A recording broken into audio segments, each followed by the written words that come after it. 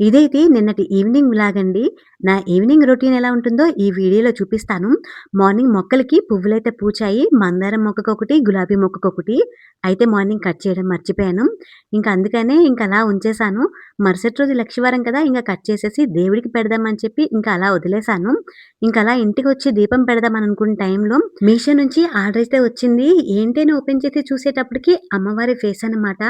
Order పెట్టి 1 week అయింది. కాకపోతే రావడానికి లేట్ అవుతుందని అనుకున్నాను. కానీ అనుకోకుండానే పూజకి 2 రోజులు ముందుంది అని అనగానే వచ్చేసింది. చాలా హ్యాపీ అనిపించింది. ఎప్పటినుంచో కొనాలనుకున్నాను.